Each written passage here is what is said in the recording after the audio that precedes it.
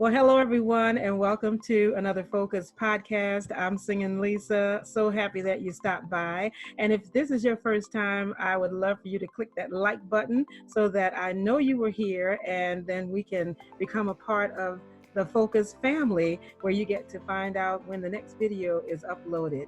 I am excited, and I do want to say that I do pray that you are well, you and your family and loved ones, because we are all in this together around the world, and we have to be sure that everybody is staying positive and staying focused on really coming out of this in a great way. It's going to be all right, and we're in this together in very positive ways. So I'm very excited today because I have a special guest, and this show is designed to bring great people who do great things. Whether that's big or little, it is going to depend on how it affects you, but this to me is big. And so I am really honored to have Barbara Karnes as my guest today. She is a registered nurse, and she's been on the front line for quite some time, a lot more than most of us who are experiencing this pandemic right now. But what I will say is that she is known as an American Hospice Pioneer, and for good reason. She has been given a gift to figure out and help families and loved ones learn and educate themselves about the process of dying with compassion. And I think that together just is a great combination and makes the process entirely different. So Barbara, let me say welcome to you, and thank you so much for joining me. Thank you for inviting me.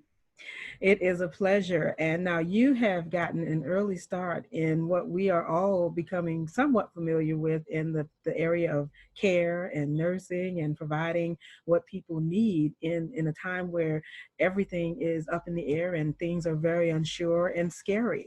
So, of course, I'm sure that you faced maybe some of those same adjectives as you got started along your journey. Would you share with everyone how it began for you? I guess it would be the late 70s.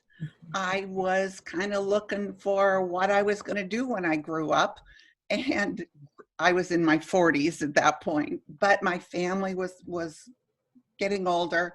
Anyway, Elizabeth Kubler-Ross came forward and started talking about how Americans were not treating their dying very well. They were in a hospital room at the end of the hall, and no one really paid much attention to them. That caught my eye, and I started studying with her. And at that same time, the hospice movement came from England to this country. And so I graduated from nursing school in the 60s and had kept my license up. So as a nurse, I went to work in a hospice. This is before there was Medicare certification. I mean, we literally made everything up as we went along because we didn't know what we were doing. There was no classes out there. Because of that, that put me at the bedside.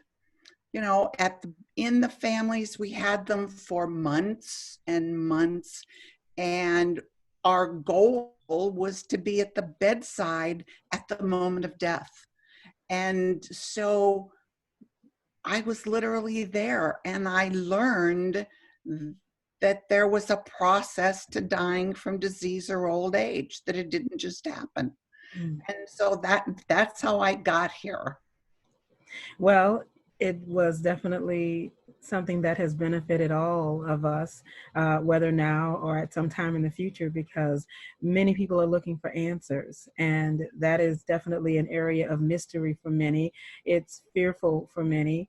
And of course, with all of the unknown, it makes a person think that, I've lost the person that I love the most or who loved me the most, and what will I do?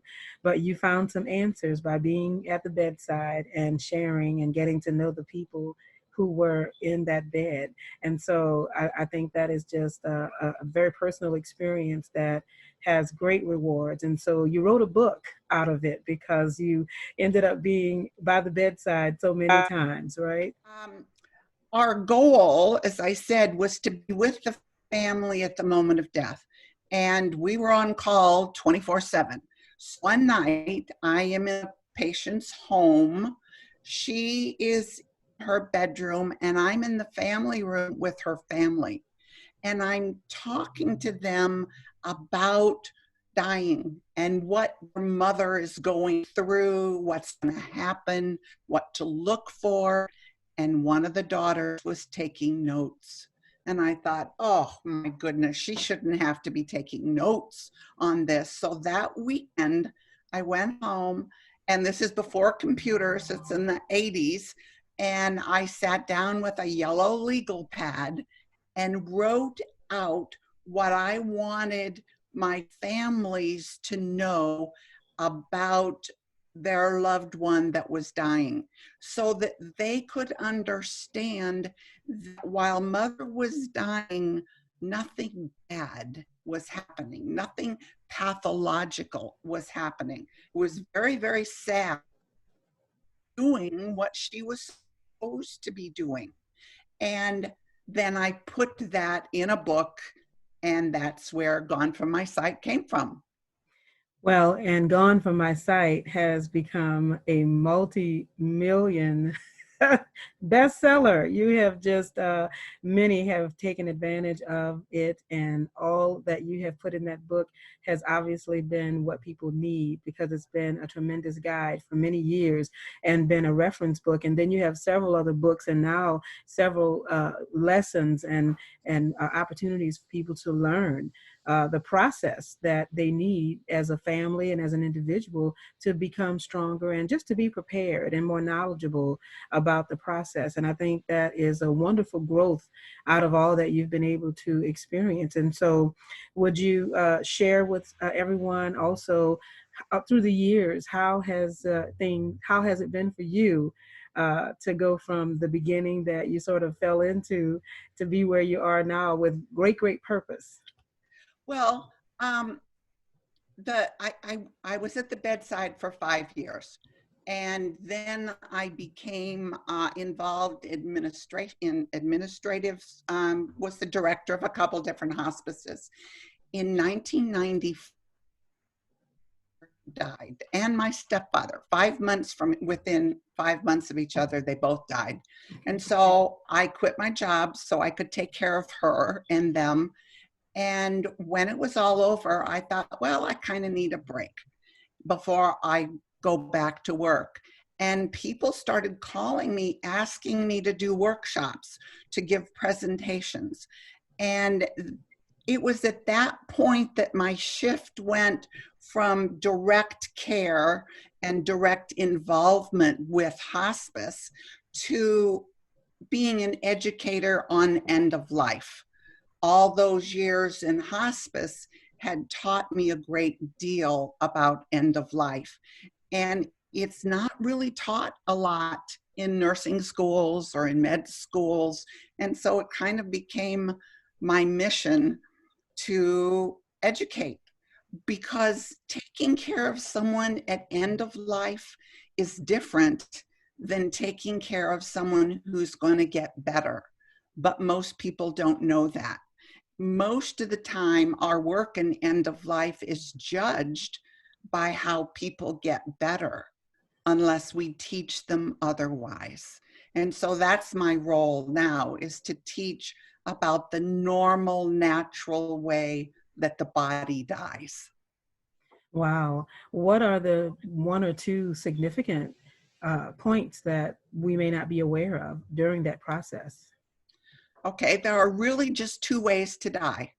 You either die fast, that's a heart attack, getting hit by a truck, a lot suicide, alive 1 minute, dead the next, or gradually.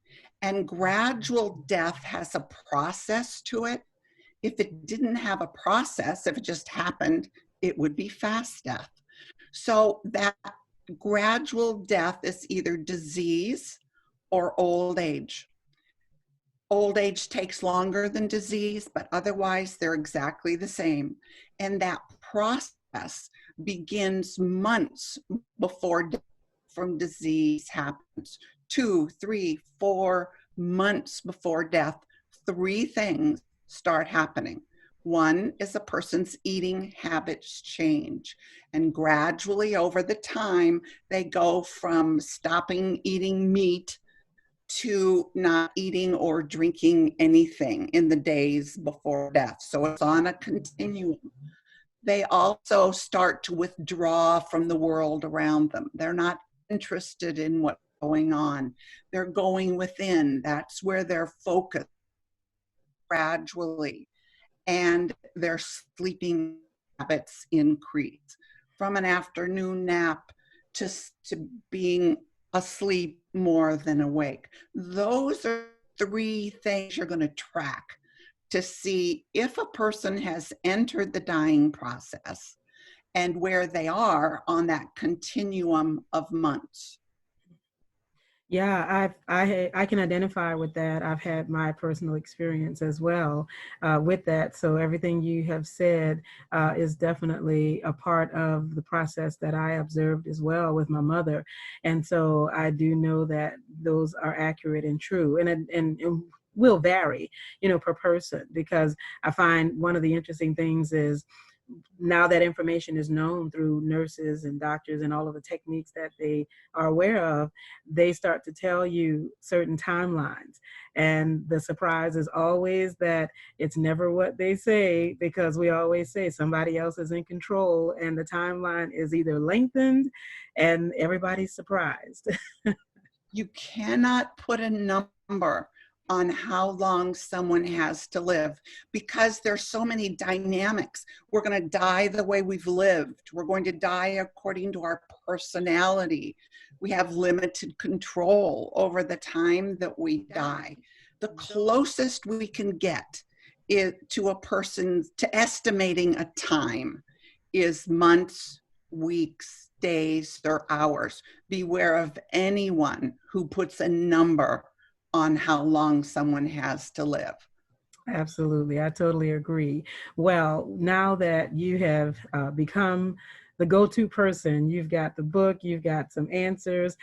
We've had some years, and I think that I've read where you had an experience similar to what we're involved in now when it was the AIDS epidemic.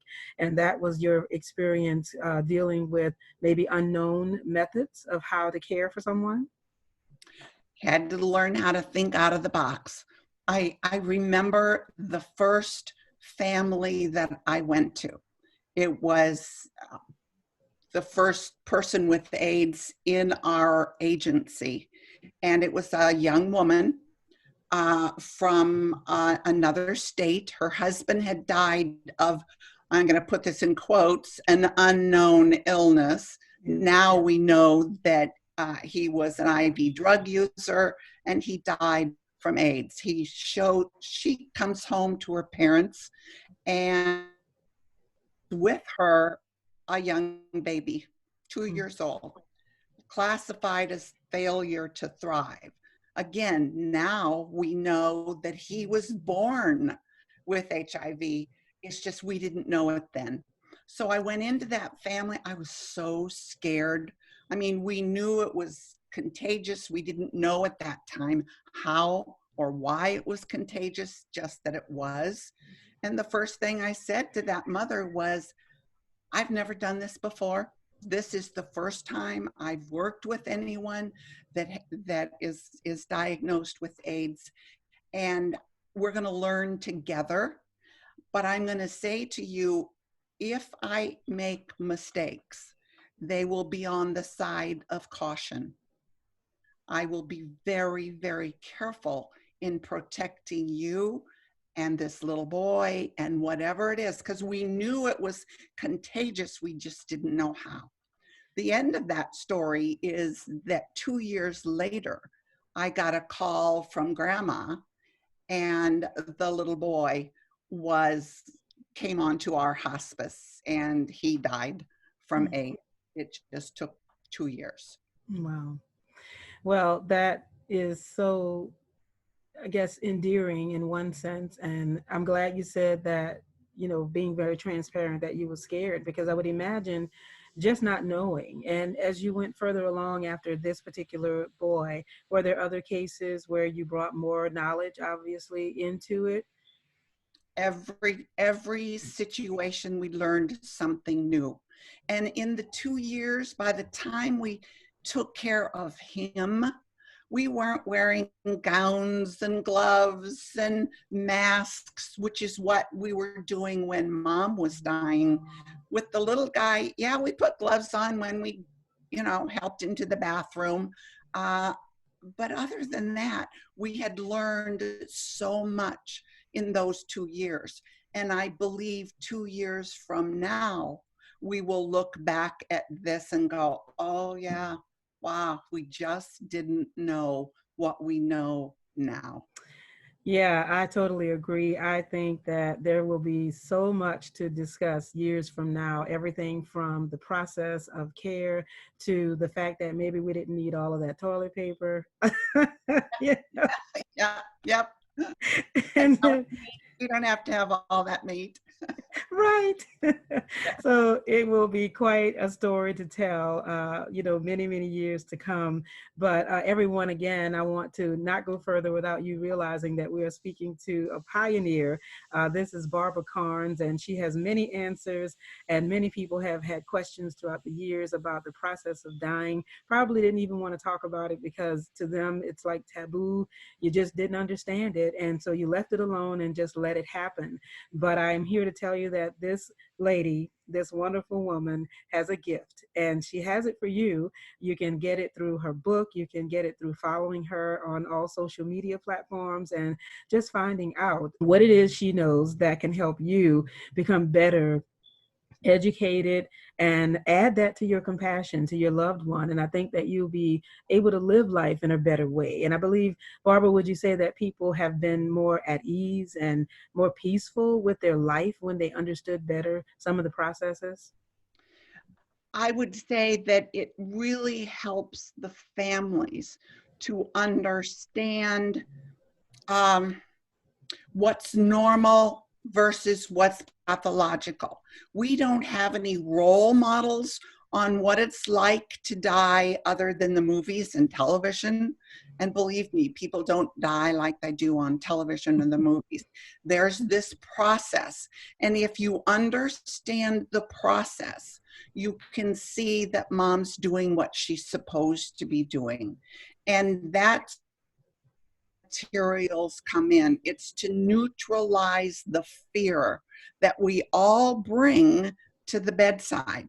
And not only do I have Gone from My Sight, but I also have a booklet called The 11th Hour, which guides the family on what they can do while mom is in the process of dying, because we don't know what to do. We don't have the role models. We don't want to talk about it. It's kind of Americans in particularly. If I talk about death and dying, then it'll surely show up on my doorstep.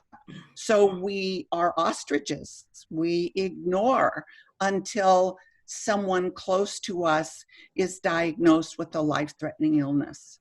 And then we fall in a little heap on the floor because we don't know what's happening. Yeah, I find that families who do have a little better understanding of what is going on and maybe embrace a part of the process, they have a better grip on the final days or the final hours, or even being able to live beyond it. Now, your work and the books that you've written are used worldwide because you were the first to come up with a lot of these steps and methods. And I recently heard a pastor's daughter uh, talk about the process of her mother dying and how well prepared she was because she prepared everything, which made such a big difference in the end for the family because there was not the burden of figuring things out after and at the same time grieving. Oh, absolutely. That helps a great deal. If we have advanced directives in place, if we have a durable medical power of attorney in place, if we could talk to our loved ones before we need to talk to them, would be ideal.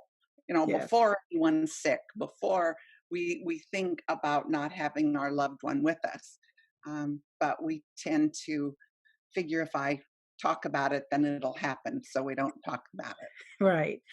Hey everyone, it's Singinlisa. Just taking a minute to say thank you for enjoying this interview with Barbara Karnes. I hope that it's been valuable for you, and it's just part one. She shared so much information that I feel is valuable to all of us, and dying, of course, is not the topic we want to discuss, but it's important to know some details about the process because it's been in our face all through this pandemic. So I thought it would be good to learn from someone who has spent much time providing care and learning about what happens when someone is about to leave. And of course, we appreciate her. She's an RN and she's been considered an American Hospice Pioneer. And so the compassion she shares is there. And we just want to give this over to you as well so that you and your family and loved ones can have that as a level of comfort when you have to face it, when we all have to ultimately face what will ultimately be our end for us to live eternally for those who believe that we will. So we're going to get ready for part two, but listen, want you to get ready because she's going to talk more about present day COVID-19. She's going to share her thoughts about our frontline workers, also of course, about the lives that we've lost of our loved ones and friends, but she shares some fun things that we get to know and learn about Barbara Karnes. So if you've enjoyed part one, I know you'll enjoy part two, but listen, would you click the like button below and also subscribe if you're not a part of the Focus family yet, and share this video and those to come and let everybody know we're doing great things right here at the Focus podcast. We're finding out about great people doing great things. So let's get ready for part two. And thanks for listening.